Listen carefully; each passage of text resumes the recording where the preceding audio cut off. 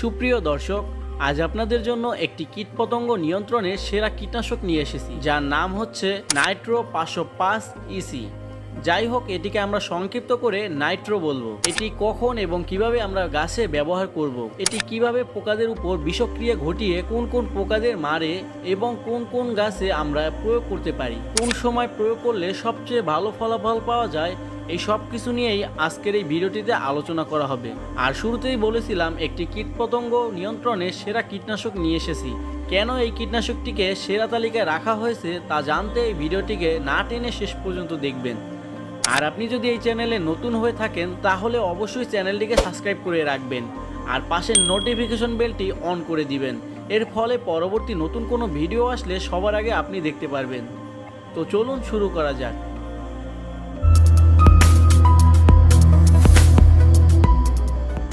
বন্ধুরা, নাইট্রো আসলে কি? এটি একটি মিশ্র কীটনাশক শ্রেণীর অন্তর্গত। প্রচণ্ড টেম্পারেচারে এর কার্যকারিতা হ্রাস পায়, অর্থাৎ গ্রীষ্মকালে যদি এর কার্যকারিতা 2 থেকে 3 দিন থাকে, তাহলে শীতকালে কিন্তু 5 থেকে 8 দিন পর্যন্ত এর কার্যকারিতা থাকবে। এটি খুব সহজেই জলে মিশে যায় এবং কীটপতঙ্গ মেরে ফেলতে খুবই সাহায্য করে। এবার আসি নাইট্রো কেন ব্যবহার করবেন। নাইট্রো একটি বহুমুখী ক্রিয়াসম্পন্ন তরল কীটনাশক।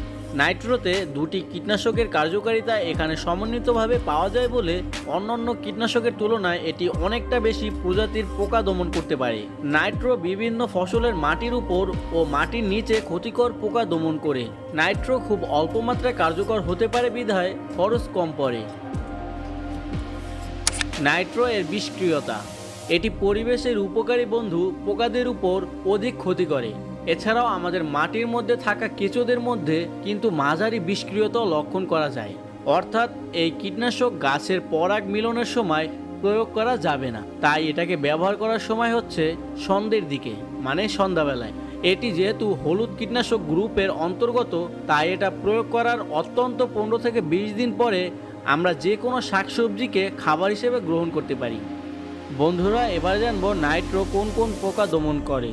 এটা আমরা সমস্ত ধরনের পোকা নিয়ন্ত্রণ করতে ব্যবহার করতে পারি, যেমন ধানের মাজরা থেকে শুরু করে বাদামি শোষক পোকা, পাতা মোড়া পোকা, উই পোকা, সাদামাছি, কাটুই পোকা, লাল শুঁয়ো পোকা, নালি পোকা, থ্রিপস, জেডিস, মাকড়, পিঁপড়ে, ঘাসফড়িং, এমনকি ডগা ছিদ্রকারী পোকা ও শামুক সহ ইত্যাদি ইত্যাদি। এই সমস্ত ধরনের পোকাগুলোকে নিয়ন্ত্রণ করতে আমরা এই নাইট্রো ব্যবহার করতে পারি। এটি গাছের পাতায় স্প্রে করার পাশাপাশি আমরা ঘরের চারপাশে মশা মারতে এবং পিঁপড়া নিয়ন্ত্রণ করতেও ব্যবহার করতে পারি। এছাড়াও মাটির মধ্যে থাকা অপকারী পোকামাকড়গুলো নিয়ন্ত্রণ করতে প্রয়োগ করতে পারি। বন্ধুরা, সবশেষে জানবো নাইট্রো ব্যবহারের সঠিক নিয়ম। এই কীটনাশকের ব্যবহার খুবই সাধারণ এবং সোজা। নাইট্রো 505 ইসি এই কীটনাশকটি 1 থেকে 2 মিলি 1 লিটার জলে ভালো করে মিশিয়ে গাছের পাতায় স্প্রে করে দিবেন।